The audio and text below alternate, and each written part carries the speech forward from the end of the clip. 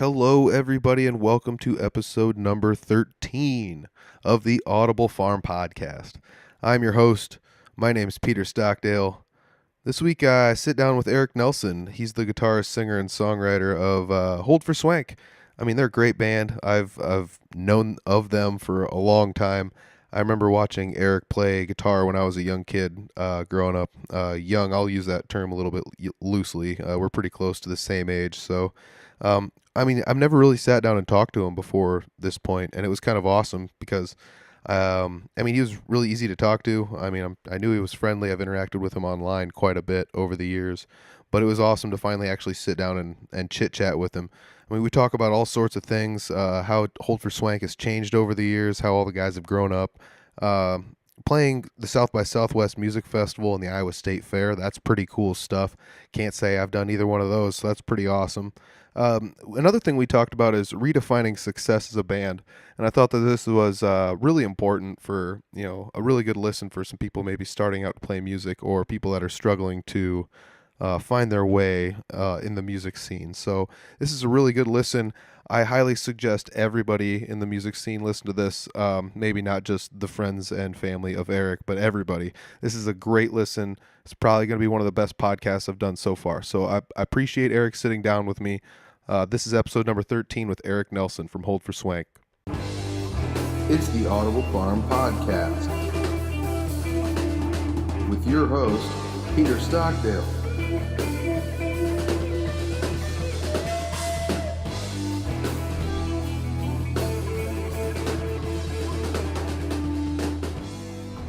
All right, what's up, man? How you doing? I'm doing well. How are you today? I'm doing really well. I'm sitting down today with Eric Nelson, Hold For Swank. You ever been in any other bands other than that? When I was in high school, a couple of us got together and started a band called Dirty Laundry. High school was Fort Dodge, by the way. Yeah. So, yeah, Fort Dodge Senior High. Me on lead vocals and a guitar, and then another lead guitar player, bassist who sang harmony, and drummer. And we did this was 96, 97, so we were covering old Green Day and old Nirvana from the oddball albums. Yeah. So our set closer was Nirvana Aneurysm. Okay. All right. So yeah, I don't know. That was fun, but that was high school, and other than the cover tunes, we did a few originals.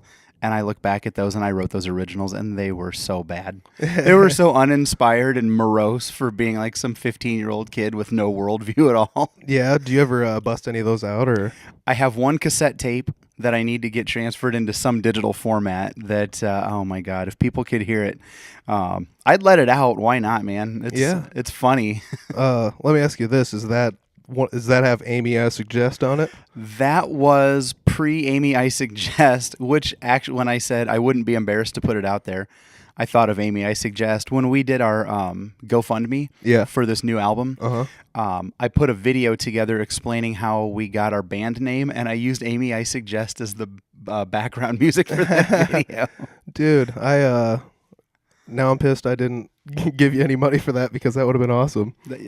There'll be more GoFundMes, trust me. I will have to say, your ability to do the GoFundMe stuff, whether it be even just to promote it on Twitter, your Twitter was on fire for a while. We're just having fun. It helps that you tag people and stuff like that. Even if you would do it in an off the cuff way, we might sound a little bit like Green Day, but we're not. But it would be cool if Billy Joel Armstrong would give us some money anyways. Why for not, this GoFundMe? I guarantee you that did not work and probably will never work. But again, why not? Yeah, it's actually I enjoy seeing it, because there's so many bands that have their Twitter accounts that are just attached to all their Facebooks and Instagram, and then there's never any real interaction there. It's just robots posting stuff. So we get Twitter's a kind of an interactive place for us. We don't have a big following there, but I'm always surprised when our name pops up and we get mentioned by somebody else. But it's a great platform just to stay in contact with people, and everybody can see it too. So it's not like it's a closed off thing. It's not like only your network of friends can see it. And so again, when I'm mentioning Billy Joe Armstrong when I'm mentioning Grain Belt beer. Yeah, yeah. Right? Why not? Yeah. So what? Oh man. And I've been trying to get more active on Twitter, using the @Audible Farm for all these podcasts and whatnot. And I'll do my best to tag you and all this stuff on there. But For sure. I definitely think everybody, like, if you got a band, Twitter's a pretty awesome place for that, because you don't have to worry about having a picture with every single thing. And that's like the only downfall of Instagram, which I guess is like the benefit of it too. So you can't just like put out nonsense on Instagram all the time, I guess. But like on Twitter, you can put out like what shows you got coming up, and you can tag people and like actually interact with fans on a what seems like more of a direct basis, and that's always kind of fun. And you can do things more quickly on there, I feel like, so you can be more spontaneous. Yes. A little less planned and a little more ridiculous. Yeah. It doesn't have to be as like this date, these people, this show, this time, $5. Here's the flyer. It doesn't have to be just that all the time. It's like it's the place for the stuff that old people make fun of. Oh, I don't want to know what you're having for breakfast today. Well, guess what? I'm going to tell you what I'm having for breakfast today, whether you like it or not. So we had mentioned, Amy, I suggest let's kick this back a ways. One of the first times I had ever saw you, Bob Johnson had actually taken me to a jam night in Fort Dodge, and very young me saw a very young you play a handful of tunes with some guys, and you pretty much had just handed them sheet music and was just like, play along, and you played a handful of songs. Oh my God. And they were some older Hold For Swank songs, and that was maybe I think it was the first time I ever saw you live. I believe I had heard you on the Iowa Central radio before that, which was my first taste of Hold For Swank stuff. Can I walk you back a little farther than that, too? Yep, when it comes to the college radio station, dude, Yeah. Iowa Central Community College, when I was in high school, had the best college station. Dude, it was legit. It was, and it might still be. I don't get a chance to listen to it as often, but it was a lot of fun back then. There was a DJ named Dan Butler, and Dan Butler still makes music, and he pops up once in a while on my Facebook feed. He had a band, and he put out a tape called The Bass Turd, BASSTURD, and anyway, he did this stunt as a DJ at the college radio station where he was going to lock himself in the studio and set a world record for the amount of time he was in a studio with like minimal, whatever Guinness would have allowed for amount of sleep, like a half an hour a day or something like that, and be on the air consecutively. And he was shooting for 5.5 days. Oh, jeez. And there was some technicality why Guinness didn't recognize it, so he's not in the Guinness book, but he was on the air for 5.5 days straight. Jeez. And he invited all of these artists, and not all of them local either, like House of Large Sizes from Cedar Falls. Okay. They came out and they did a set. A band called Bo Bud Green from Austin, Texas, who then some guys started a band called Shotzi that used to play in Ames a lot, so I got to talk to them about that. Oh, that's cool. And then, do you remember a dude named Wesley Willis? He was from Chicago. He was like borderline homeless. He was schizophrenic. Okay. He was like 6'4", 300 pounds, but he made music. All right. And dude, his claim to fame, other than he had one song called "Rock and Roll McDonald's" that you should look up. He also when he had a band called the Wesley Willis Fiasco. That band was on a Duran Duran tribute album with like Real Big Fish and Goldfinger and What? stuff. Yeah. And anyway, he came and played in Fort Dodge. That's awesome. And it was great. He was on the radio station. Then he went and did a show at the Knights of Columbus, and he wrote a whole album about Fort Dodge. Oh, whoa. I will find a way to share this all with you. But anyway, that's crazy. Long story short, at the end of this run, I went out to the radio station. I'd never met this dude before, Dan Butler, and I brought my acoustic guitar, and I wrote a song for him about his world record attempt at a lock-in. Oh, that's crazy. And he played it every time he was on the air. And then the next year, these two who they had their morning show, they called it Grandpa and the Bimbo because he was a little bit older than most of the community college kids, and I don't know what her temperament was at the time. I guess she just rolled with it. I guess. There you go. They asked me if I would write their jingle, and I ended up writing them like a 3-minute song, and they played that every morning. That's awesome. In like 1997. Sweet. And then I went up to, this was when Chris Carr, who you know, and who runs 8 Eighth Note Music in Fort Dodge and Yep. has the Chris Carr Band and everything. Oh yeah. He lived up in Stacy, Minnesota at the time, and Okay. my dad and I went up there to visit him and his family. Uh-huh. And I had just written "Amy I Suggest," which is like a 5-minute and 15-second love ballad. Yeah. It's the worst. And we recorded it up there. Chris recorded the drums for me, and I did everything else. Oh, crazy. Yeah, and then I took it out to the radio station, and they played that too. That's awesome. Yeah, I think that song's way better than you're gonna give it credit for, to be honest. I used the phrase "pleasure cruise," and I think I lifted it from "We Are the Champions." That's right. Queen says, it's no bed of roses, no pleasure cruise, and I think that's where I stole that lyric from. All my best stuff is stolen from everybody. Oh my gosh, that's so awesome. Oh man, so I'd seen you back in the day a handful of times, and I guess I hadn't really thought too much about it other than like very honestly, a couple of times I had looked you guys' stuff up online and showed it to people and was like, these dudes came from Fort Dodge. Can you believe that? Like, best thing to come out of Fort Dodge, probably. Like, and that's no offense to Fort Dodge. I'm just having some fun. But like, it's hilarious because I'd be like, check this out. And then I'd tweet you guys and it's just like, I'm eating Godfather's pizza and listening to Hold For Swank. And all of a sudden, like 2 seconds later, I get a tweet back and it's like, I didn't. That's the beauty of Twitter being on your phone. Yeah. It's right here in my pocket, and as soon as it goes off, again, it's been a good networking thing for us, but it kind of comes as a surprise, and I'm like, well, I'm not going to leave anybody hanging. If somebody actually wants to interact with us, Yeah. to the point where they put the @ symbol and our band name in Yeah. a tweet, I'm like, I will absolutely respond to you in 0 time flat. Oh, totally. It's hilarious. I mean, so I for a while had quit playing guitar. I bought a guitar maybe like 4 years ago, and 3-4 years ago, and I had started to paint it, and that's the blue guitar. If everybody's seen any of my stuff online, that's the blue guitar that is shown in most pictures with me. Very vibrant blue. Yeah, it's a pretty neat guitar. Yeah. But I painted that, and I was working on putting some video game knobs in it and some new pickups and just some other nonsense and rewiring it. And while I'm listening to the radio, I was listening to NPR because every shop has that radio that's always on in the corner on one station. If you turn the knob, it's just going to be static until you go back to the original station. So I'm listening to NPR. I'm listening to Studio One. Tony Daner is on there, and he's talking about Hold For Swank having a new album coming out. And we had actually talked a little bit about this before we hopped on the podcast here, but we were talking about how I'm listening to this, and I was just like, what in the world? I haven't really thought too much about you guys in a while again, and it was great. Like it was exactly like I thought it was going to be, but like better because it was updated, it was newer, it was fresh. It was so awesome. The song was "This Is Not a Reggae Song," I believe was the song they played. But yeah, I mean, shout out to Tony Daner. You got some love from him. They IPR and NPR, but the Studio One folks have been very kind to us for a lot of years, and I know that they just they get a lot of local music, but they have a show specifically for that. Oh yeah. And so we put our first album out in 2006. Oh wow. That's a long time ago. But I lived in Cedar Falls, and that was where the Studio One, I don't know if they're doing it. I hate to say, I really should know better than this. I feel like they do some of the stuff out of Des Moines now, but they were the Studio One base was Cedar Falls.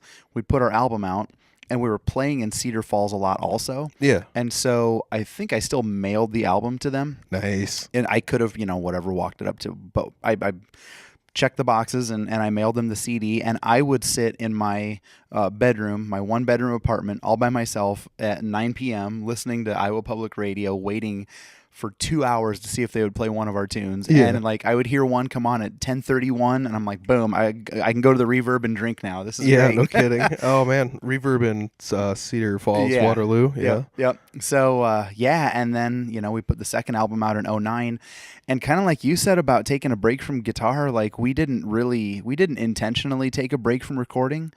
We just had to make it work. We had one drummer that we did an album with in 2006. Yeah. We had another drummer, and then we put an album out with him in 2009. Yep. And then when he flaked, then we ended up finding these other two guys, the Raz and Jason were in a band over in Tama called Stanwood Charlie. Cool. And they're a ska punk band. Sweet. They're so awesome. We played a bunch of shows with them. Oh, yeah. And there was a time very quickly after we started playing shows with them that they got way better than us. Yeah. And then they had to split up, and we're like, well, we're cherry picking guys out of this band now because we need a drummer. And Yep. Raz was like, well, I'll play if Jason can come. And I'm like, dude, that's exactly what we needed at that time. Like you said, the sound was very different when you heard This Is Not a Reggae Song. Yep. Thank God those two guys came along because I used to be like the Rivers Cuomo, like Billy Corgan of the band. Like these are my songs. You can't tell me anything that's going to make them better. Yeah. And all that crap. And they came along with a lot of musicianship and just made the songs better and fuller, like that second guitar sound. Oh, yeah. I grew up listening to Green Day, and I always thought being a power trio was the best. And then, when these guys came along and could join the band and contribute, and this is the sound now. It's fantastic. It just took... well, gosh, my wife and I moved to Nashville for a couple of years. No kidding? We had a lot of stuff go on between album number 2 and album number 3. Jeez.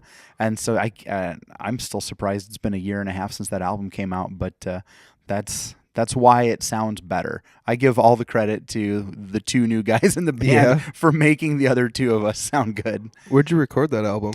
Down here in Des Moines at a place called The Establishment. Cool. So a dude named Griffin Landa, and he is in the band The Acacia Strain. Oh, yeah. Kind of like the doom metal band. They're actually based out of Massachusetts, but they toured with one of his bands, I think the story goes, and like they just got to be buds, and they picked him up to join the band. That's cool. Yeah, so recorded over here with him, and he's great. He brought a lot of good ideas, but just a really good sounding studio, and blended a bunch of good guitar tones, and he pushed me. I actually had like borderline strep throat when I recorded the vocals. Oh, man. And he pushed it, man, and it was great. That's good. You had recently played at the Iowa State Fair, is that correct? We've actually played there like 6 times now. Dude. How does that even happen? I don't know. That's pretty awesome. I mean, I've never played there, and I don't know if that's something that's even a possibility. Do they have metal bands there? Yeah. Punk bands, maybe not so much with Potty Mouth. But, they make you apply. Yeah, so that might delete one of my bands. Right. Yeah. What is the Tweaker song? Yeah. Yeah, dude. They make you apply, and I think actually Stanwood Charlie had played the fair first, but then they kept getting the applications. Yeah. And then we applied, and of course you still have to submit a tune or whatever. But we're at a point now where they're like, oh, that's set your watch to Hold For Swank's application coming in the door. Yeah. Well, I mean, it's also kind of nice that you've done it a few times, and they don't have to go through the laborious process of checking and then double checking and then cruising through your internet to make sure, are these guys gonna say they don't swear? But this is actually only sent us the only song that doesn't swear. Right. So they know you're good for it, and then goddamn, you guys are for sure. I mean, well, we've clearly matured with age, also. True. I mean, I think we all have, which I guess is a good thing. Or not, I guess. I do kind of miss being a little bit off the handle, but at the same time, I do a lot of driving, and that gives me a lot of chance to think. And I was thinking the other day, man, when I was younger, I thought I knew what wisdom was, and now I'm only like 30, so I'm like hitting the tip of the iceberg, and I can see how much farther I still have to go to like learn life stuff. We'll take that I thought I knew what wisdom was line and turn that into a song. Oh yeah, should definitely. It's kind of the basis of the new album, actually. Like in our bio that I crafted before I threw everything out to radio and TV and whatnot. Yep. I said, and I'm paraphrasing because I can't remember exactly what I said, but if the first album was like the lovelorn, like loser, and the second album was the angry, like jilted lover, the third album is more of like the wise older person trying to give the next kid advice. Like, dude, just suck it up. Like, it's not the end of the world. Exactly. And so it's very much like, I don't know, I'm trying to be somebody's like, I don't know, mentor. That's a horrible idea. Nobody take me as a mentor. Yeah. Well, hopefully nobody takes anything I say too seriously on here either, I guess. So like the state fair thing is a pretty cool thing. I've only known a few people that have played there. Do you guys like what kind of a day do you usually play? Like on an afternoon, or do they have like a side stage set up for you on something like that? Or It's usually afternoon gigs, and this last year we were lucky enough to play on a Saturday. Oh, we cool. we often would get like the 2:30 weekday slot, which is not bad. Like I don't No. want to say anything bad about it. If there's anything that we need to do to make that work, it's pretty much like take a day off work. yeah, Make sure that we coordinate. Okay, everybody get to so and so's house at a certain time, yep. and all that stuff. So the fact that we got a Saturday was a lot less pressure. Oh yeah. But yeah, man, I think we've played almost every stage except for the grandstand, which why would that ever happen? We never know. I don't know, man. But like the Susan Knapp Amphitheater and the AE, the Anderson Erickson stage, which is small, and which is an awesome stage, and I would go Yeah. back there in a heartbeat. Like we've played the Bud Light stage now a few years in a row. Oh, cool. It's the huge one that Hairball plays. And Nice. oh my God, it's the best. It's an awesome sound system. And it's covered, which is good for us. But Oh, then, yeah. like everybody out in the crowd Uh-huh. is not covered, and it's sun blaring down on them. And, Yep. But anyway, long story short, yeah, man, it's just a matter of get there about an hour before our set and schmooze the sound guy a little bit and set up and play and tear down, and then go Yep. ride some rides and look at some gigantic nuts and drink some beers. Dude, the boar. How do they keep finding boars with nuts that gigantic? Why do we keep talking about it in Iowa? It's like it's on TVs at 10:30 at night, and parents are just like, "Kids, get in here and look at this." Like, why do you need to show? There should be parental locks on the news Oh my during the gosh. state fair. Just there's so many balls swinging around. It's just what a sight, man. I think so. We took a few pictures at the fair this last year, thinking if we got something that would be a good press shot or whatever. I liked a few of them that came out, but there's one where we're just admiring this boar's nuts, or is it a bull? It was either a bull or a boar. I think that one was the boar. But anyway, long story short, it's a fun day at the state Yeah, fair. no kidding. Yeah, like even a weekday at the state fair wouldn't be bad because they have, I mean, what is it? Usually millions of people go every year, whatever it is, and it's Right. almost record breaking every year. And it's kind of crazy to think that many people come to little old Iowa for the state fair. It's cool. It's cool to have a built-in audience, and they're not always all sitting right there listening. Exactly. But we played the Bud Light stage one year. I think it was the first year we played that stage. And then we were done, and we got off stage and unloaded and parked our car somewhere else and came back, and the next band had started, and we walked down it's like catty corner basically. I don't remember the directions. I want to say our stage is the southwest corner, so we were walking northeast, and we could still hear that band playing for like a mile and a half, it felt like. Yeah. And I'm thinking, oh my God, everything I said, even though I didn't swear, no one swore. Yeah. Every ridiculous thing I said could be heard by almost everybody at the state fair. That's awesome. No regrets. Let's back it up a sec. You say catty corner? I think I picked that up from my wife, who's from Council Bluffs. Okay. They say catty corner in Council I was Bluffs. gonna say like It should be kitty corner, kitty right? corner, I think. Well, I'm trying to mean- get her to say coupon, which is also very stuck up Did you sounding. say coupon? She says Coupon. coupon. Coupon. Okay, that's normal. I don't. think. It I don't is. know. I know. What about everyone that's not from Fort Dodge says, "Oh, you're from Fort Dodge"? I'm like, no one says that. Fort Dodge. Fort Dodge. That's stupid.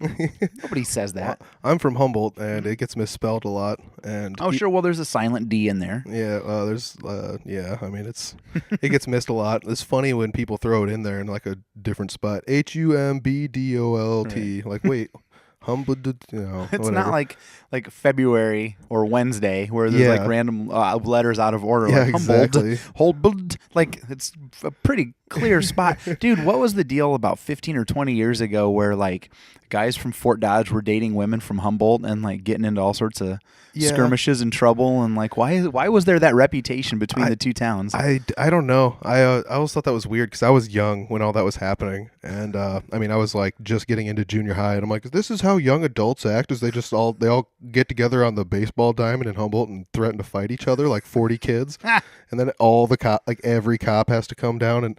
Like it wasn't always like that, but it would happen like, once or twice a year you'd hear about this rumble, like everyone's at the Hardee's parking lot, they're going to fight. Like, what? Like, Right. I never understood it. And I definitely glad it's tamed down now. Like, There was a reputation there for sure. I'll tell you what, man, I disagree. I can't remember. Sorry, folks. Sorry, listeners. Here's a peek behind the scenes. I can't remember if you said this before we started recording or after, but in no way, shape, or form is Hold For Swank even close to the best thing that ever came out of Fort Dodge. But I will say that the fact that I can get a Pasquale's frozen breakfast pizza in Des Moines is a lifesaver. Dude, they're legit. They are. I saw a Pasquale's guy. God, where did I see him?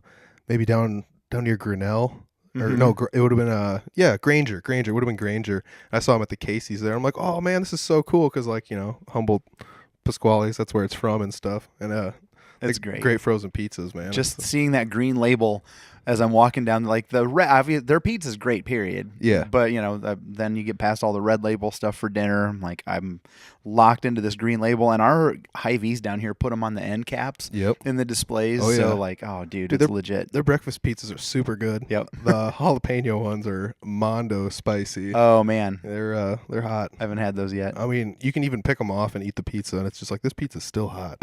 Like it's crazy. Nice. So yeah, I don't know if anybody hasn't figured out, we're actually kind of from nearly the same area, even though it seems like you've moved around a lot, and you've been pretty busy musically the last 10, 15 years. And yeah, I've kind of just jumped into the scene, even though, I mean, like, I've obviously been around, but I just haven't really played any guitar, I guess. Well, you're in it now, buddy. Yeah, no kidding. You're in it up to your ankles, mister, if not your knees. No or kidding. Further. Yeah.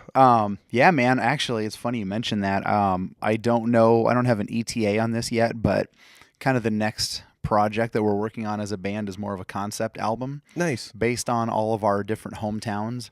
Oh, cool. I started it, like, I don't remember which song I started writing, but there's a Fort Dodge Part 1 and a Fort Dodge Part 2. Yeah. And there's a Cedar Falls Part 1 and a Cedar Falls Part 2. Yeah. But anyway, yeah, it's just like kind of traveling the state, like all these different places where I've lived. And then Max, our bass player, is from Defiance, which is kind of down by Harlan. Okay. The other two guys are from Tama. And really, like, once we polish up their tunes, I think we're going to have an album ready. And I shouldn't even say tentatively, just when it comes out, it'll be called So Long, Stinktown. So, oh my gosh. another Simpsons joke. Yeah. That was another thing. I feel like I grew up just like on the tail end of The Simpsons being like the greatest thing ever. And I don't know why, but like we don't have a very big age gap between us. Like it's like 5 years tops, but I feel like it's Thank you for giving me that sort of credit. I'm 38, by the way. I'm 31. So 7 years. 7 yes. years. But I mean, it's just kind of crazy to think that like even just 7 years can be that big of a difference, Like, yeah. I mean, even just as far as like when you were growing up, there were people from Humboldt dating people from Fort Dodge, and everyone, it had like the Dirty Dodge and Scumboldt thing going on. Like it was just the dumbest thing ever. Dude, it's everywhere. Now that I'm down here, I've heard people say skankany a lot. Like it's everywhere, man. Like why would you make fun of Ankeny? It's like where everybody with money moves to when they don't want to live in Des Moines anymore. So it's I'll just tell you what, though. Yeah, I don't know. It's you and I are the type of people who just make fun wherever we go. Really, that's what you got to do. Yeah. When you grew up in the Fort Dodge, Humboldt, whatever area, like, I went to elementary school in Otho and No kidding. Lived in Badger for a little while. Sweet. And then all that stuff. Yeah, dude, you just make your fun. You do whatever you can to entertain yourself. I was listening to your episode with Dakota. Yeah. And I heard him say something about playing birthday parties. Yep. I'm like, dude, Dirty Laundry used to play birthday parties all the time. Yeah, man. Three Finger Betty just got done playing one. Nice. We had to like label it as a private show, but we didn't invite very many people. There were even people. I mean, it was in Humboldt, it was our first show in Humboldt, believe it or not. Wow. Had to be private. And there were people that even lived in Humboldt. Like, oh, I wish I would have known. It's like, sorry, man. I mean, like, we got paid by someone, and it's their house, and Yep. it all worked out. But dude, house parties are tons of fun. Like playing birthday parties is a blast. Yep. I mean, it seems like the least amount of issues come from private parties. Like there's never anybody there that's gonna fight. Everybody's always having a good time. Like you almost always sell at least one T-shirt, which doesn't always happen at bars, because people are there to listen to music and buy beer. So Right. And for the most part, people are not strangers at a house party. yeah, exactly. I mean, it was tons of fun. Awesome. Everybody was pretty cool with each other. You guys, like, as Hold For Swank, you guys, how many shows do you think you play a year? Because I try to catch your shows, but like I said, some of them are on odd nights, and I can't always make it. But I did drive down and see you guys earlier this year at the Vaudeville Muse. I know, yeah. That was awesome. Thanks, man. It's I will admit that it's tapered off, and I think that's probably with age, and with age comes responsibility and whatnot. I mean, honestly, at this point, if we're playing a show a month, it's a pretty good month. We had a really interesting year in which, now I won't get into detail, but we had a little bit of a health scare in the band that now that we're all kicked out of that, which, by the way, we need to talk about pro wrestling for a few minutes. Oh yeah, definitely. When pro wrestlers get sick and then they get well, other pro wrestlers say, well, he kicked out. Yep. Anyway, Yep. So that's all good now, so we can start picking up shows again here pretty soon. But again, I moved to Nashville for a while, and you have to put the band on hiatus. Yep. And before that, our guitarist Jason, he worked for Fairway, and he was in the management training program. Yep. And so they moved him wherever they needed him. Yeah. So he ended up going from Tama up to Rochester, Minnesota. Oh geez. And yeah. then over to Decorah, which, stupid me, I'm like, oh sweet, he's back in Iowa. And then I Google map it and find out he's 7 minutes farther away than he was when he was in Rochester. Exactly. Yeah. So it's hard. It's just hard. Like our first 2 years as a band, I suppose, 06 and then 07. God, we played like 50 shows a year. Yeah. Because we were just picking up like 3-day weekends and then a stray show or a couple of weekends or whatever. And we played at the Reverb in Cedar Falls all the time. Yep. They were the ones who really kind of gave us our I guess, first break. And then that's awesome.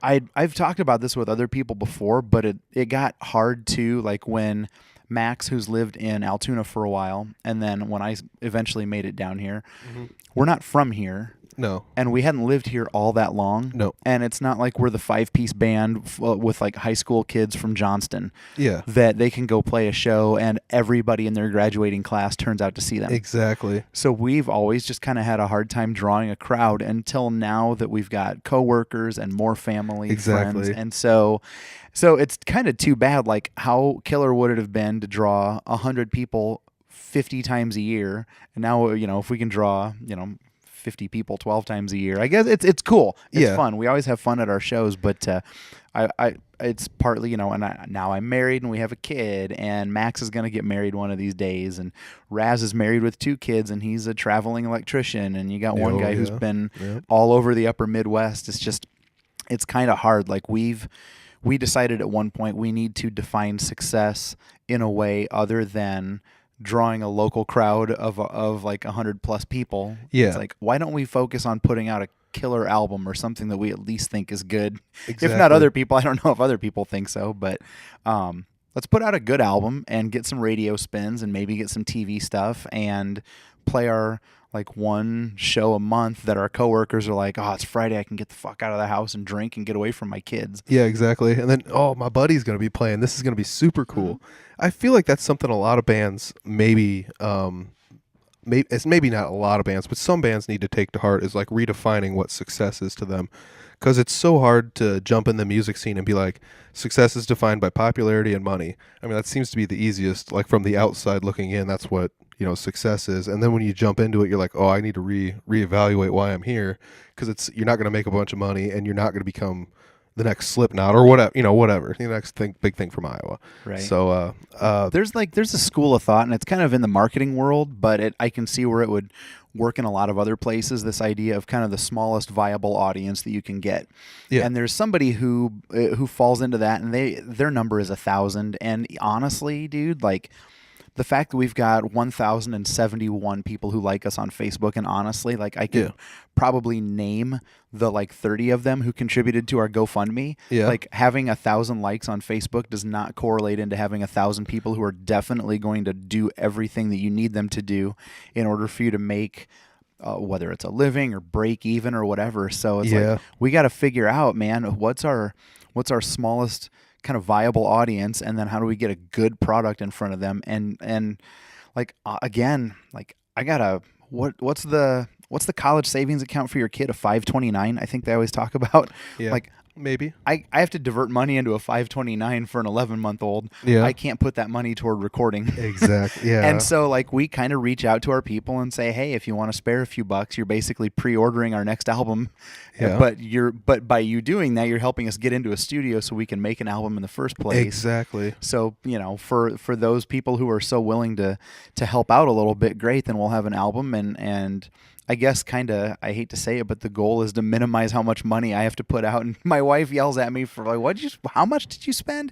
It's like, no, no, no, no, no. That's why we did a GoFundMe, Yep. So it's just kind of the realities of growing up and having somebody else to answer to besides yourself, which again is weird. Like I say this in conversation, but then I think about our new Hold For Swank album. I'm like, oh my God, this is exactly what I talk about in our album. Like grow up and suck in your bottom lip and learn some responsibility. Exactly. Because you've got a whole different life to deal with when you hit a certain age. Yeah, man. I mean, I feel like I'm hitting that a little bit too, because like when I started playing music again, I had left the job I had. I was working for Hy-Vee at the time, and I was maybe looking for something slightly bigger out of my life than just a regular labor job, And I go back to school, and I'm scheduling stuff at school, and they're like, "You want to take summer classes or not?" And it's just like, dude, just stack it on. Like I'm paying my penance now. Like I dropped out of school once before, and I'm getting what I deserve. Like nobody should be 30 going back to school. I mean, like it's better now than never. And the cool thing is, like I'm going back to school, and there's people older than me going to school, and it's just like,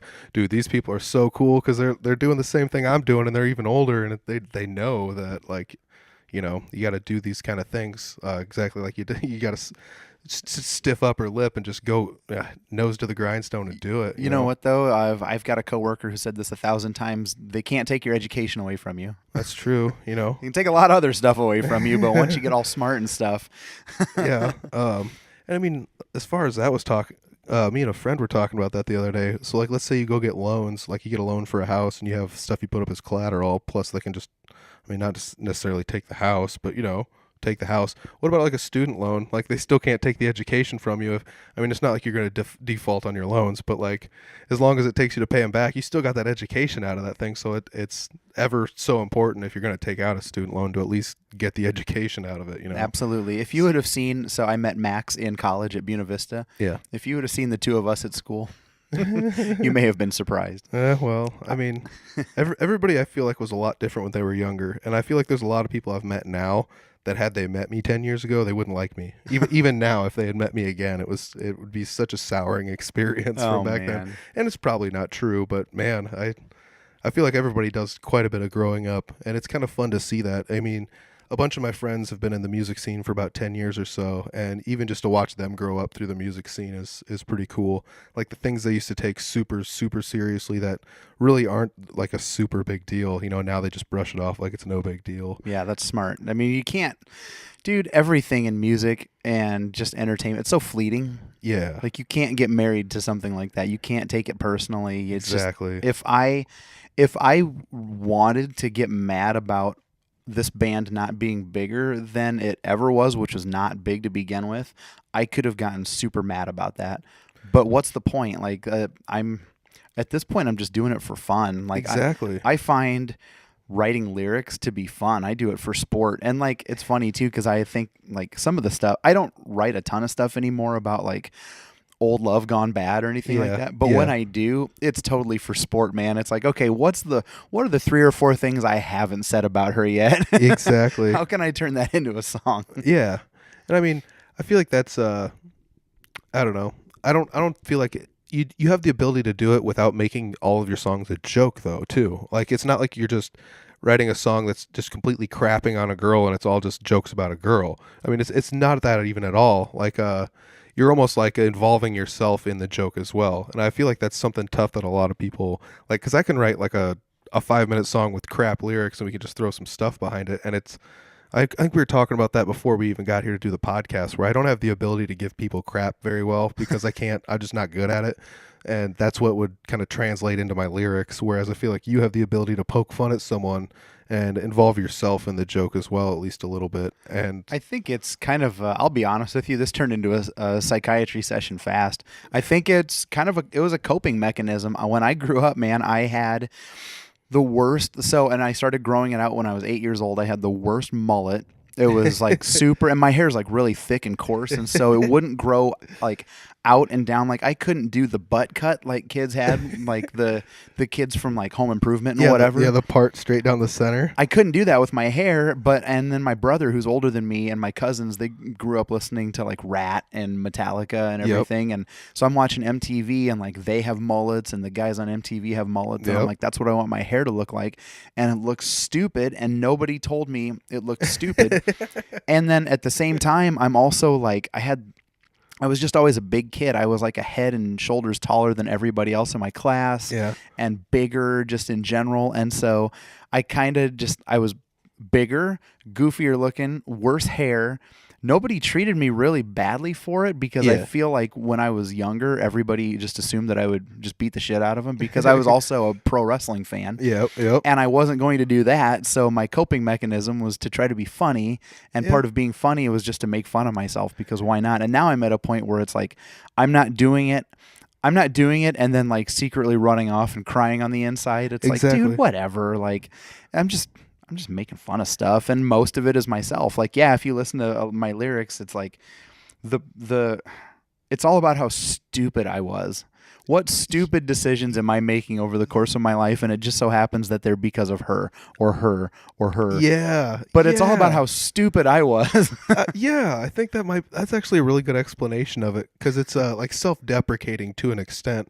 I mean, it's not so much where you're just like, crapping all over yourself, but it is, there's like, my involvement in this went sour, and it's not quite what you think because I did these things and maybe I overdid it, or That's something exactly like I'm mad at you, but I'm the one who drove all over town that night and didn't try to call you, or I'm the one who rented Black Belt Jones instead of the Notebook or whatever. Bingo, dude, that is awesome. Like I'm mad at you for the stupid stuff I did. That's brilliant. I dig that because I mean, I feel like so many lyrics are just unidirectional anymore, where it's just, I mean, maybe that comes from listening to like pop or rap, and I'm around a lot of younger kids at Iowa Central, so sometimes you get to hear some stuff, but it's just, I'm not 100% sure that it is, I don't know. There's somewhere between like art and like poetry. I don't know even know if you could call it like poetry, like what some of these people are doing, but it just might not be my cup of tea. And that's something maybe being older I've also understood, where like if I don't like this, it's not because it's bad, it's also because it wasn't made for me. I've been talking about that with some friends too recently. There's this band that I am super, super into right now. They're from California. They tour. They're on Epitaph Records. They're called Joyce Manor, and I'm super into these guys. And I have told a bunch of people about them, and I can't get any of my friends into them. And if this were 20 years ago and I were working at Sam Goody in Fort Dodge at the Crossroads Mall, and somebody told me that they didn't like a band that I recommended, I would have been so pissed off at how stupid they were for not liking the stuff that I like. But now I feel like I can listen to a band and like a band, and somebody can say, I just can't get into it. And I think, you know what? The guy's vocals are kind of weird. Yeah. And this part's a little bit sloppy. And every song is like under 2 minutes, and maybe it's weird song structure and everything. And I'm like, I get it. And then I try to, there's a band called, have you heard of Saves the Day? No. They're, I don't know where they're from. They're from Jersey. That's right. And they've put out probably like, I think this new album is their 9th album. Jeez. They put their first album out in like 98, and it was a very like punk rock, almost hardcore record. And then they put out like 3 albums on Vagrant Records when they were doing all the like pop rock stuff in the late 90s, early 2000s. Yeah. And 1, 2, 3, 4, 5. 5 really good albums in a row. And then depending on who you ask, including Max, who loves these guys too, like every other album has been shit, including this last one, which he and I both agree is like the biggest dog shit taco album ever. But like I can be honest with myself and be like, you know what, I could jam to this music, but the lyrics are terrible. Yeah. Because the lyrics in every single song are about like, let's get in a bus and tour. Let's get on a bus and tour. It's like, what the hell's wrong with you guys? Like this dude, by the way, if you look these guys up, a couple of years ago, they played a gig outside of Soldier Field. Okay. And their singer got like super wasted. Yeah. And then like started sobbing and writhing around on the ground while his bandmates just petered out. Anyway, yes, there's like, I don't know. It's just kind of interesting to like figure out how you separate art from artist or separate like serious from just like being goofy. I don't know. I'd love to be able to draw an analogy between what I do lyrically and like a pro wrestler. Like what pro wrestler would my music be? Yeah, dude. The New Day. That's who my. This is not. That's hilarious. I'm gonna make this happen. I'm gonna force pro wrestling into this Oh conversation. man, this would not be the first time I've compared stuff to pro wrestling, because the very last podcast I did the very same. I compared. So like, maybe some of the reason that some musicians don't get to other musicians' shows is because they're also playing shows. Right. Everybody plays Friday and Saturdays, so if everybody's playing, we can't all go to each other's shows. So the off chance to see your buddy at your show, you're always like super stoked. And it's one of those things where it's like, I wonder if wrestlers kind of feel the same way, because like even on the independent circuit, I used to go see a bunch of them, and it was you know like they're always wrestling, so they can't see their buddies wrestle and stuff like that. Right. And that's one of the reasons I like supporting other bands though too, because it's just like. Like, I don't know, I did that podcast with Scott Dahl, and it was like, well, I got these shows coming up, and if you don't want to go to Des Moines, Scott's got a bunch of shows up here in Northern Iowa, so come to his shows. That's great. It's always just like, go to someone's show. I mean someone's going to love seeing you there, and believe it or not, as antisocial as we all are, we do like seeing people at the show. It's true. You know what's weird, too, is like again, it kind of goes back to how do you want to call yourself, like what makes you successful in what way? And, if you want people to come to your show and that's what you consider success, and then like you end up, I don't know, just a small turnout frustrates you, like that's a really good point. Like I want people to have my music on their phone. I want people to have my music in their hand in some way, shape, or form. Yeah. Of course I want people at my show because then I flip it back on myself. Like I love playing shows and I want to stand up on a stage and play music, but I don't want to do it in an empty room. No. But then, you got to like realize, okay, not everybody, that's actually kind of the problematic thing about playing 10 shows a year. Okay, I only gave you 10 chances to come out and see us. Exactly. Oops, and there are 355 other days in the year, that I could have given you that chance. And it's like, okay, well, you know what, dude? I get it. You can't make it. So just like spin us on Spotify a few times. Yeah. Yeah. Speaking of which, I did create some playlists on Spotify. Okay. I put you guys on there. I put TV Cop on there. I mean, it's just a bunch of punk bands from around Iowa. If anybody's listening, you got a punk band, hit us up anywhere. Audible Farm. I'll throw your stuff from Spotify on the playlist. I've been getting a lot of people sending me their Bandcamp links, and I can't link a Bandcamp song or Spotify playlist. So otherwise, there's that. But whatever you got to do as a local band to get on Spotify, which really, like, if we still manufacture CDs. There are people who want CDs, like customers, and then there are also like radio stations and TVs and producers and whatnot that want physical CDs. And when you do that, like we always use CD Baby to manufacture our CDs.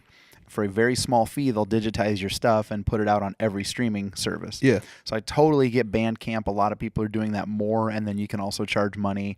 But dude, to spend like $35 and then eventually have your stuff on Spotify, like that's the new mixtape. Exactly. The fact that you're making playlists, I've got one somewhere or other, and you're just like putting bands that you like, your friends' bands, other people who you want to be noticed. Like Spotify is the mixtape of 2018. Yeah, believe it or not, like it's kind of crazy to create stuff like that and just throw it out on the internet and be like, all right, anybody can follow this if they want to. And a few people followed it, and then you get to see like the statistics on your play, like how many times did people play my stuff or your stuff or whatever, and it's kind of neat to see that. Yeah. Also, I mean, you guys got quite a few plays on Spotify this year compared to what I got. I couldn't believe it. Betty. I don't know, man. I somebody must have just like turned it on their phone and put it under their bed when they fell asleep. Well, you guys are on a tribute album on Spotify, are you not?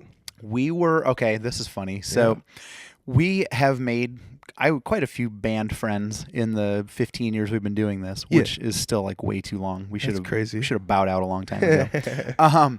And they like bands from other towns and other states, and they tour and they've made their connections too. And there are a couple of bands who were on a tribute to, I think it was Blink-182. And so there's a record label out of California called Pacific Ridge Records. And they put out all these tributes along with like EPs and full albums of other bands. And they get the rights for X amount of songs, and then they reach out to X amount of artists. And it's usually some pretty cool artists. Like there's this pop punk band called the Wonder Years that was on this one, and the dude Jonah Matranga, he was in a band called Far, and also New and Original, and whatever else he's been in. Anyway, long story short, we hear about our friends' bands being on the tribute to Blink-182, and we hear rumblings there's a tribute to Alkaline Trio coming out. Yeah. and we're like collectively that's our favorite band Oh yeah. by a long shot. And so we asked who's the guy who's doing this, and then we found out how to get a hold of him, and we said, can we be on it? And we kind of gave him our little resume. Yeah. And he was like, I'm interested. I mean, I think we're full, because it was like a 2 CD, Yeah. 34 songs. Yeah, there or were a lot whatever. of songs on that A album. lot of songs. And we're like, just give the, I think we maybe like mailed him both of our albums that we had put out at the time.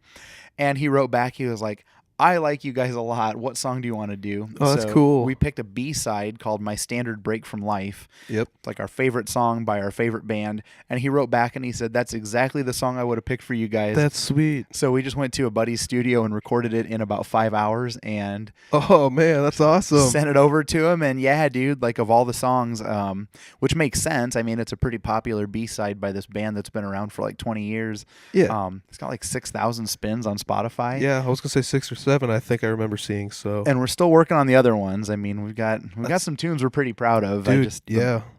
Sometimes you look at that thing where it says less than 1,000, and it's like, oh, if I could just man. get that up over 1,000. Yeah, and I mean, I've seen it going around on memes online, but I always feel like if you got a Spotify account and you go to bed at night, just turn the thing on, turn on an Audible Farm playlist, and just start farming listens for people. Because I mean, you have no idea how much someone would appreciate seeing that number go over 1,000. Absolutely. Oh man, that it is kind of painful to go there and see under 1,000, and you're like, man, I've listened to this like 30 times. Where's everybody else? I don't know, but it's just the way it works. And I mean, Spotify, there's no way to really make a bunch of money on Spotify, money-wise, which is one reason I made a post on Three Finger Betty's Facebook, and it was just, like specifically thanking the promoters, the people that go to shows, and especially anyone that bought a shirt or any merch from us, because, I mean, that's money that goes mostly into our pockets, and everything else is just kind of, like, I don't know, you don't always get paid a bunch of money to play a show. You don't always, sometimes people don't show up, and it's just, every little bit helps, and it's kind of nice to see people do that. It's kind of probably why a lot of people are going to the Bandcamp. Even Reverb Nation has it where you can set stuff up to buy the digital download from the website. So people are trying to snag their 50 cents for a song or $1 for a song or whatever it is. And it's justified. It's totally justified. Every band's got to make a little bit of money somehow, but it's hard when like the economies of scale don't work out for everything. Like you can get, you can try to put in a t-shirt order, and if you can find a place that'll screen print a one color t-shirt for like $4.50 a shirt or $5 a shirt, but then a minimum order is 24. And that's like, you better hope to God you can sell. So you hope you can sell 10 of them for $10. Mm-hmm. Yeah, no kidding. Or you just lost money on buying 24 shirts. You lose exactly. money. Like it's hard. You've got the product, and you've got the distribution, and you've got the money behind it. And we're our own money behind it. It's not like we're supported by a label or anything like that. Man. And it's like, that's the thing, when you can get fans who are willing to cough up a little bit of money, that's your bank right there. So again, it just like, how do you define success? Did 100 people give you $10? Because then you can do something with $1,000. You can spend, a couple days in the studio and put your new EP out. Yeah. And then you sell a few copies of those, and you take that next 1,000 to the studio and record your next EP. And exactly. like, you just kind of have to trudge along. Maybe that's why we've been around for 50 years, because only enough people like us to let us like snail our way along. Well, I mean, you just got to parlay all your winnings to the next one. You got to know when to cut your losses. I mean, it just comes down to having a little bit of business savvy. You got to have some, and I always feel like this, I mean, even me doing the podcast, me playing music with all these bands, and just talking to everybody, all of this is just hobbies that have gone way out of control. And that's like literally all this is. And you just got to find some way to like offset that in any fashion you can. And I guess with bands, you just find the people that enjoy it and then try to give something to them that they will enjoy. Yeah, it's nice when honestly, the fact that my wife likes the band, and is willing to let me do that, exactly, is key. Like there are a lot of things that I probably could have chosen to do that she would say, "Well, that's stupid." Yeah. And from the business savvy standpoint too, like we printed 1,000 copies of our first CD, and we gave a lot of them, again, the radio thing, like I think we sent out to 250 radio stations. Yeah. So immediately there goes a quarter of our inventory. Yep. We're playing 50 shows a year, and we got rid of our CDs. Well, then the next album came out, and we printed 1,000 copies, and then our drummer flaked out 3 months later. Oh man. We're sitting on literally. I'm sure Max still has like 600 copies of that CD in, and that's if you think about it in terms of the value, the price tag that we put on it. Yeah. He's sitting on $6,000 worth of merch. No one's gonna buy it. Yeah. So for this new one, we said we're gonna make. I think we made 200. Yeah. And I mean, it comes down to doing that. You almost have to learn when you get burned on something like the T-shirt thing, for example. Like you can make. I'm just throwing out numbers here, but like let's say you can screen print 25 shirts for $7.50 a piece, but if you do 50, it's $7, and if you do 100, it's $6. You know, and it's just like one of those types of deals where you're like, well, let's get 100 T-shirts, and then it's like you don't realize how long it's going to take you to get rid of 100 T-shirts. Hence the reason that Betty has had the same 2 designs for 2 years. That's how they get you. And so, I mean, we have recently actually just downpriced our T-shirts to cut our loss to an even standpoint because we realized we made a mistake. So if you want some cheap shirts, you know, Nice. we can swing on down and get a 3 Finger Betty shop rag. I guess we could. Nice. I don't know. Hey man, we call our CDs coasters. Yeah. I mean, even if you had it as a coaster, it'd be pretty legit. You know, like it always have the where'd exposure. you get the Hold For Swank coaster? Dude, that is legit. Yeah. I feel like we've talked about most of the stuff that we had somewhat set out to talk about. I mean, it feels like it's been. I've never actually sat down and talked to you one-on-one. I don't even really know. I think at the show I saw you earlier this year was the first time I ever talked to you face to face. I think you're right. Yeah. Like, and I mean, you've always been on my radar. I've always like interacted with you a little bit. The Hold For Swank thing, it just sucked me in at a young age. Seeing, like, I was in a band called Active Input. We played cover songs and stuff like that. And I just got done doing a podcast with Jeremy Ober. He would ask us to play shows, and it's like, man, we can't cover an hour's worth of material and play all covers at a show. So we never really played too many shows around. But it was always kind of cool to see people like you and him out there playing music. And it's like, dude, these guys are from like where I'm from, and they're out there doing the stuff I want to do. So you always kind of had this, the ability to, without knowing it, to push me to like greater things. I don't know, to do what I wanted to do. Well, that's awesome. I'm glad to hear it. I'm super appreciative of it. I really am. I'll tell you what, coming back to Fort Dodge and playing shows in the Eagles Club, and places like that were honestly, I don't think I'm speaking out of turn or putting words in my bandmates' mouths. I think those are probably the best shows we ever played. They're the most fun, the best friends hanging out. Like we would, so before Raz and Jason joined and they were in Stanwood Charlie, they came up for a show and played. It was us and Hold For Swank and Stanwood Charlie and a couple other bands from Fort Dodge. And then when those guys joined our band and they came up and played another show, dude, I still I don't get too hung up on this stuff. I do like my own music, but I don't get too hung up on this stuff. But I will go back to YouTube and watch videos from that night because it was so freaking epic. I cannot believe that night happened, and we sounded good, and the crowd was insane. I remember all those kids Rusty and Matthew and Alex and all those other kids, Jack and everybody else, there were 200 kids in the room, and half of them went over here and half of them went over here. Yeah. And whatever song it was, we started playing the song and they just all ran into each other. Oh, yeah. How in the hell? When I was honestly, again, playing my buddy's basement for a birthday party, or the Fort Dodge Senior High Radio Club dance in the gymnasium or cafeteria of the high school. There was one kind of quasi music venue in town. It was the old Sears building on Central or First. Anyway, it's kind of down by the square, and I think it's something else now. Yeah, I'm not sure. I drove by it not too long ago, and it's something else. And I went to a few shows there, and it was really cool. And there was a coffee shop up above. But I was playing my songs and just barfing out whatever words I could think of and playing whatever and screwing up a solo, I'm sure. And I'm watching these kids oh my God, I wish there was something like this here when I was their age. Yeah. Because they're 18, 17, 18, something like that. And I'm like, this is insane. This is my hometown. Yeah, man. I was shocked. I feel like we need to get Hold For Swank and 3 Finger Betty together sometime in the Fort Dodge area. Yep. I know that our lyrical stylings and play stylings are slightly different, but I think they're what's the complementary? Yes, they're yin and yang. They're like red, and then what's the complementary color for red? Probably green. I don't know. Sure, that sounds good. Yellow.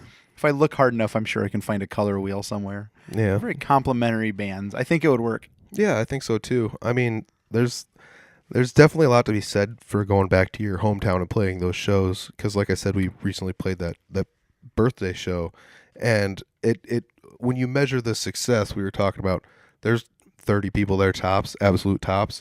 But those 30 people, the enjoyment each one got out of it times 30 people was way more than, if you're at, I mean, I'm not trying to put down like the state fair, but if I was playing at the state fair, 200 people were there and they were all just walking by as I was playing, it would feel like the enjoyment level, it's like, man, nobody really stuck around for the entire thing. And at the show we played, everybody stuck around for the whole show. And that doesn't always happen, so it's, I would have rather had you come to the Vaudeville Muse show, and I don't remember how many people were there, versus come to the state fair for that reason. I like playing the state fair to say we played the state fair. Yeah. We spent money to go play South by Southwest. Nice. To say that we played South by Southwest. Yeah. So that when people hear that, they're like, "Oh, nice, you did that," and it was great. I could tell you some ridiculous things from driving to and from Austin, Texas too, which is great. Like that was our payment. Our payment was getting 4 of us plus a merch guy in a van and driving down to the gig that we paid $300 to play. Exactly. On 6th Street in Austin, Texas. To be able to get people excited, our coworkers and other people like that, and hopefully perception's reality, man. Get a little bit of like legitimacy in their mind. Like, okay, well, I thought he was a dork, and now he's telling me he's in a band, and that sounds kind of dorky, but he's telling me that he's played the Iowa State Fair and South by Southwest, so I might actually go see him. Exactly. And then they just come away with whatever opinion they come away with, I guess. Exactly. And it's like you said, you just got to get them in the door somehow, because I feel like that's a lot of what it is. I mean, even just listening to the music around the area, finding it online, and showing some of my friends some of the bands I've listened to.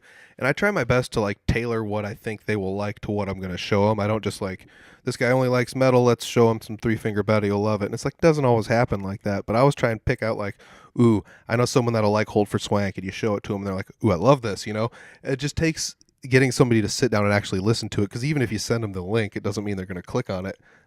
I'm guilty of that just as much as everybody else is, and I know if I'm guilty of it, you all are too. You just got to put it right in their hand. Exactly. Yep. Just sit down with them and just be like, hey, listen to this with me real quick, and they're like, oh, what is this? And you're like, oh, this is this one band from so and so, and they're actually pretty sweet. I saw them a week ago. Like, you played with these guys? Like, yeah, should have stuck around. Bands are like the ultimate guerrilla marketers. Yeah, because we need to be shameless. Yeah, and willing to do pretty much anything. And like you said, literally put something directly in front of somebody's eyes and ears, or right in their hand. Because you're right, like that band that I mentioned earlier from California, I told Max about them, and he was like, "Oh, I'll listen to them. We're taking vacation. They're driving somewhere," and he's like, "Oh, I'll listen to them." Yep. I don't know if he listened to them. Like, I don't know if he gave them a fair shot. So I mean, if you're a band and you're not shameless about what you do, exactly. But you know what? That's again, look at some of the dumb shit I've said about our band in the past. Well, I will have to say one of my favorite shameless band things that I've ever seen, and I'm not going to call out whoever did this, but it is actually pretty awesome. They there's only one bathroom in the venue we were at. And it was co-ed. Yeah, whatever. Yep. But you had to be it was either way. You could go. So there's guys and girls all standing in line, and they had their merch tables set up like they were the gatekeepers of the friggin' bathroom almost. So everybody that like walked up to the bathroom and stood in line had to stand there and talk to them for like 5 minutes. Yes. While they're like sitting there with like shirts and t-shirts, and they came away with a bunch of money, and they deserved it though. It was a good band. So but it was kind of cool. I was like, dude, that's like low class and high class all at the same time. You're mixing like some awesome stuff there. That is brilliant. It's not like they trapped anyone and forced them to, but right. It's kind of funny. Like, everyone's gonna stand here anyways. Oh, so. I'm sorry, you're done urinating? Nope. Yeah. Dude. So we're getting pretty close to an hour. I think actually we're almost on an hour on the nose here. You want to mention the guys in your band real quick? Give them a shout out. Absolutely. So yeah, like I said, I started this band in 01 or 02 up in Storm Lake at Buena Vista with Max Kenkel on bass guitar and backup vocals. And I'll tell you what, man, when I met that dude, the first time I met him, he was sitting. It's funny, we were talking about catty corner versus kitty corner. Yeah. I know some people don't like the phrase Indian style, so he was sitting crisscross applesauce, applesauce on yeah. the floor of some house and throwing empty beer cans into a ceiling fan. Yep. And my college roommate said, yeah, that's Max. And we ended up bonding over Alkaline Trio and Saves the Day pretty quickly. Sweet. Yeah, man. And so good old Max has been there from pretty much the just right after the Amy I Suggest days. And he still likes that song too. Dude, yeah. I don't know, man. I might have to go revisit that one. But and then Raz and Jason over in Tama, both of them have moved actually and then come back. So thank goodness they're within an hour. And yeah, dude, I tell you what, those guys, again, coming from Stanwood Charlie and doing like the ska punk thing and just being so good. And they studied music in school. And they love Rush. Yeah. And they just like to challenge themselves and they challenge us. Like I couldn't ask for 3 better bandmates. Just everyone's so ridiculous. Like so you guys are gonna play YYZ at the next show?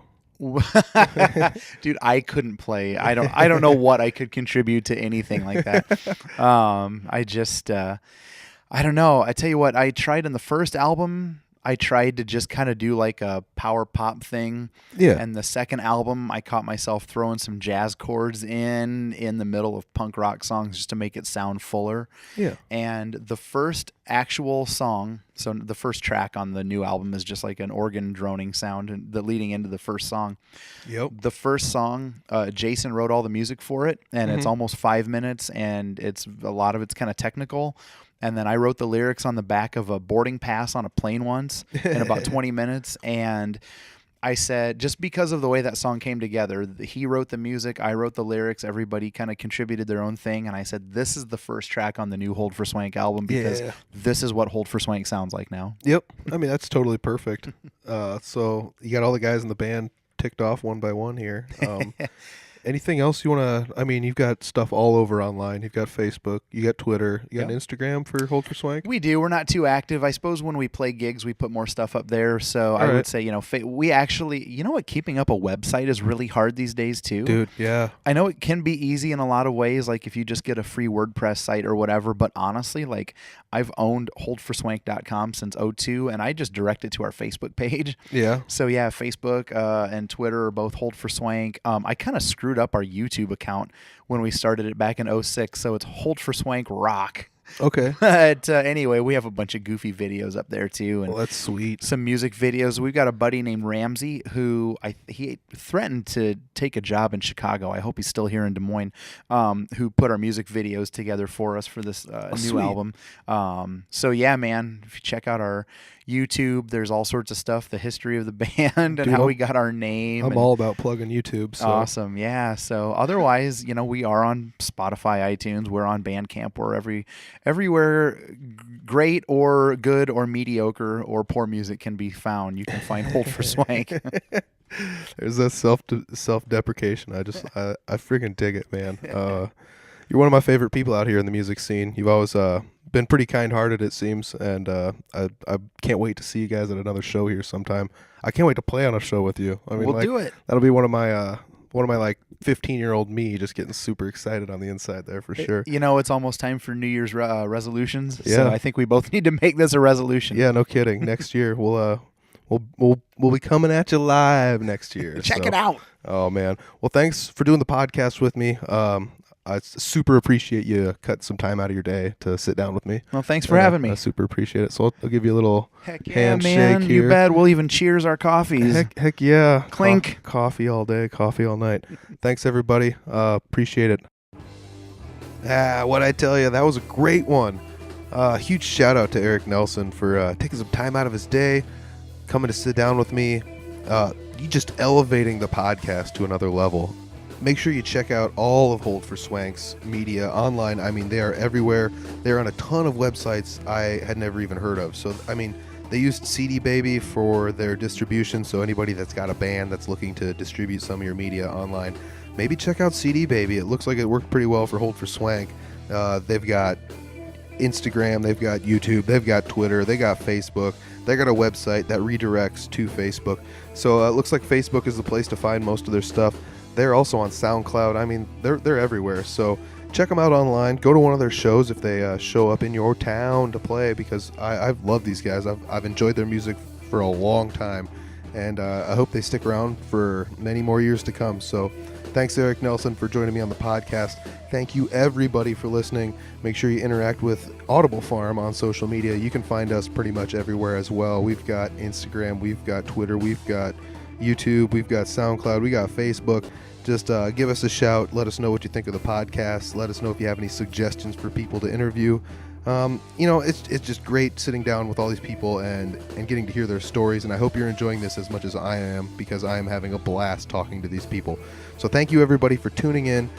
Thank you for tuning in regularly. There's a ton of you out there that are telling me every single podcast you like listening to this one, and you're just giving me all sorts of different ways to improve the podcast, I guess.